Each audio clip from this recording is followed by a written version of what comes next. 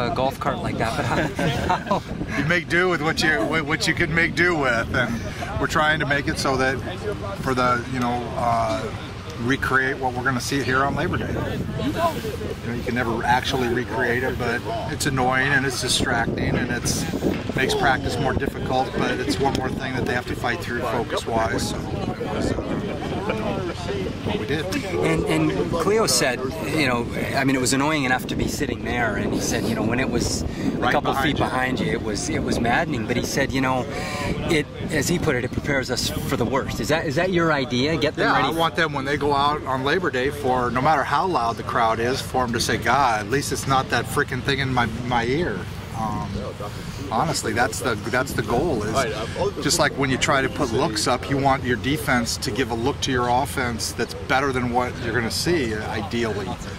So that's what the goal is to try to prepare them so that when they go out on the field on Monday, it's like, wow, I've got relief. Where'd the idea come from? Was that something you were thinking about for weeks now, or have you used it in the past? Or? Oh, we've used it when we're in Calgary. It's easier because you have the big thing in the middle, and you just go flip it on, and we always use it there for that. But here we don't have the same kind of a situation, and you can only get speakers to go so loud. So we felt like having it on the golf cart, putting it right behind them, would be annoying enough to to force them to focus through it, and ideally again make Monday so no matter what situation we get presented with, we're prepared for it.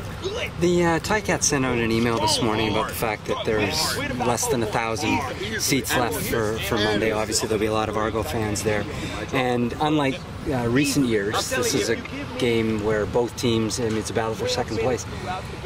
It's got to feel awfully good from a CFL perspective, not just from these two teams. Well, I think it's great for the CFL that Southern Ontario and has two teams. I know in Alberta, when Calgary and Edmonton normally are battling, and it makes that game that much more exciting. And of course, anytime you can have a game and it's got significance in the standings, and two teams from Southern Ontario from two cities that are very diverse, and it's everything that it's what they have in college football. When Auburn plays Alabama, and when Florida plays Florida State, and USC plays UCLA, you got different kinds of schools, and it's huge for the fans. We're just getting to know each other right now. For the people of Hamilton and for the people of Toronto, it's important, and that's what makes the game great and makes it fun for the players. You figured to be dodging any cups of beer at all? Or? Oh, I'm guessing.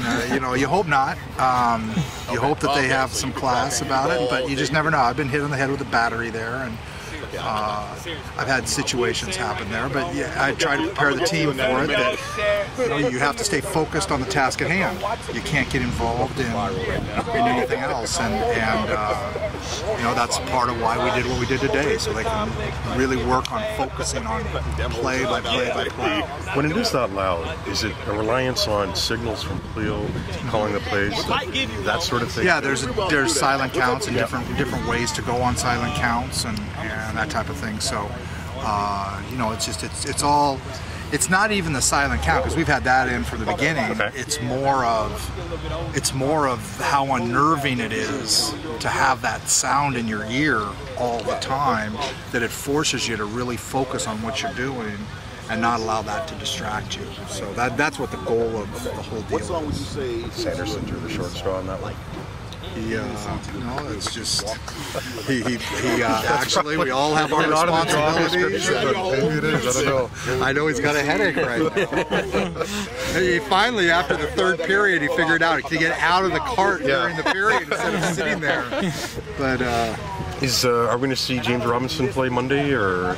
Right now, James, we're not, James and Spencer Watt, and we're looking at a couple of different options. So we'll see. We're trying to see if he can get ready for Monday. Like I say, it's that is perfect. It's a short time to get ready, but hopefully we'll see how he does, and if he's ready to go, then we'll see. That's the way we go. You guys are obviously 8 weeks into this, and Cleo's 8 weeks into this. One thing that's been said about him is that he didn't come up here with the NFL attitude, just take this game for granted, and then by week 6 he's gone. You must really like the progression curve that he's on right now. Yeah, I mean, he's gone forward, he's gone back some. I mean, this next battery of games is going to tell a lot about where he's at. He's had a week to think, to kind of put together everything that's happened over the first half.